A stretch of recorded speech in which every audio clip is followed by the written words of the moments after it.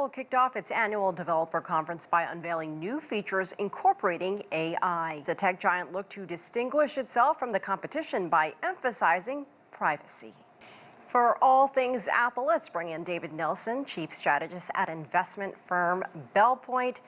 David, what do you make of Apple Intelligence? What were your initial thoughts? It was an important day. The investor community has been waiting for this. Apple has had a pretty big run in the last few weeks. Everybody wanted to see what they were going to do in terms of artificial intelligence, and they call it Apple Intelligence, kind of a notable exception to AI. A dozen years ago, what mattered was the form factor, apps, and speed. But now, Apple's foray into artificial intelligence is very important. I think you're going to see that Siri will become an integral part of the iPhone. It's been largely pushed aside.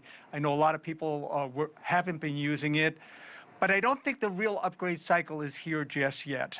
I think that's going to take a little bit more power here. I think it's notable that the fact that they had to put together a partnership with OpenAI tells you that they're not quite there yet. So this is going to be a good rollout. It's just not going to be what investors expected. And I think that's why you got a muted reaction in the shares today.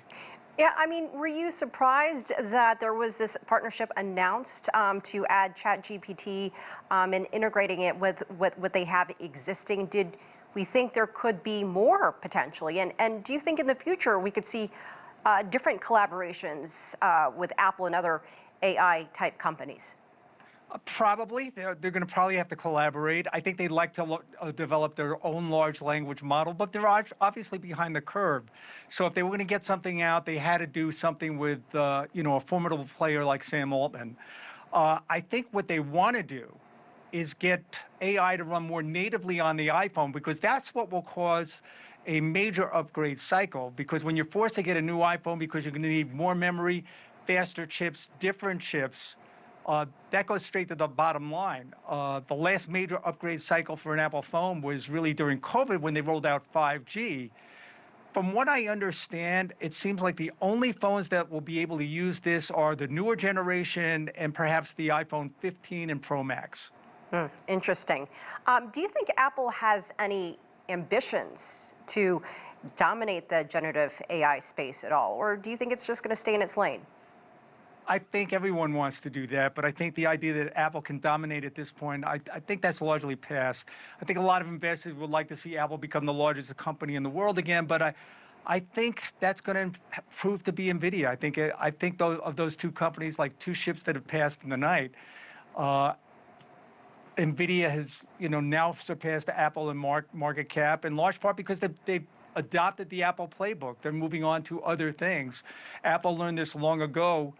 When they realized that they couldn't survive on just the iPhone, and they moved into services and applications and other products. NVIDIA is doing much the same. You mentioned that investors and consumers are pretty muted today after this unveiling by Apple. Was there anything else that really stood out to you, or do you expect to hear anything more this week?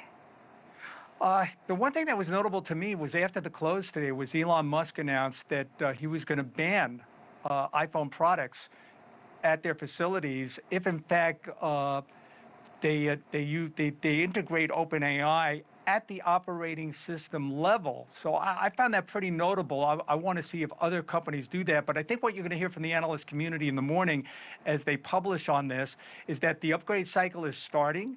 The iPhone 16 will be a formidable player, but it's going to be the iPhone 17 that everybody will look to for the really robust features that I think people want to see. Where does Apple stand right now compared to Microsoft when it comes to AI? Compare Apple to some of these other companies. I think it's a little different. Obviously, Microsoft has adopted, is in partnership with OpenAI. They've been partners for some time. They've been financing them. And it's integrated in their products. I think Apple will do much the same. However, you got to remember, Microsoft applications run on powerful servers and desktop computers. We're talking about iPhones here. An NVIDIA chipset is literally, 70 pounds. You can't have that kind of power on an iPhone directly. So I think Apple has to bridge these partnerships with OpenAI and others and get people up into the cloud. Now, they're going to do it in a private sense. They're going to keep it private and not share your data with other large language models. But I don't think Apple can really, at least with the iPhone, I don't think they can really compete with Microsoft at the enterprise level. David, we got about a minute left. We know Apple is a well-known and trusted brand. How do you think it'll stand apart from other AI offerings in industries? I mean, everywhere we look, there's some shiny new company, some shiny new startup that is touting, all the impacts and the potential of AI. How does it stay different? I think that's an important point. You brought up China because China has become very formidable here. And Apple has lost some market share. They'd like to get some of that. They'd like to get some of that back. I think Apple's going to be a player for sure. And the advantage they have here is they have your data. They know what you're doing. And they're going to be able to integrate Siri across your applications and across your apps. So that part of it is really in their ballpark. But look, there's going to be a lot of winners here in almost every industry. Apple will just be one of them. All right, Dave Nelson from Belpointe. Always great to get your take. Thank you so much for joining us. Thanks for having me.